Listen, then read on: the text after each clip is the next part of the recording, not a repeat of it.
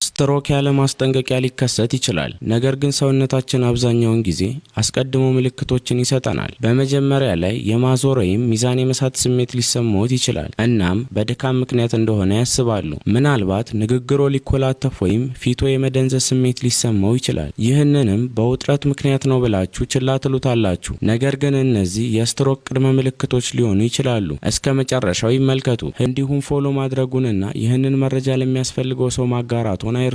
አንዱ ቅድመ ምልክት ድንገተኛ የመደንዘዝ ወይም የድካም ስሜት ነው፣ በተለይ በአንደኛው የፊት ወይም የሰውነት ክፍል ላይ። ሌላው ደግሞ ግራ መጋባት፣ የመናገር ችግር ወይም ቀላል ቃላትን ለመረዳት መቸገር ነው። የደበዘዘ እይታ ወይም በአንድ ወይም በሁለቱም አይኖች ለማየት መቸገር ሊያጋጥሙት ይችላል። ድንገተኛ ማዞር ወይም ለመራመድ መቸገር የተለመደ ነው። እናም ያለ በቂ ምክንያት የሚከሰት ከባድ የራስ ምታት የመጨረሻው ማስጠንቀቂያ ሊሆን ይችላል። እነዚህን ምልክቶች ችላ አይበሉ። በሚቀጥለው ቪዲዮዬ ስትሮክን በፍጥነት ለመለየት የሚረዳውን FAST የተባለውን ዘዴ እንዴት እንደምትጠቀሙ አሳያችኋለሁ። ይህንን መማር ከፈለጉ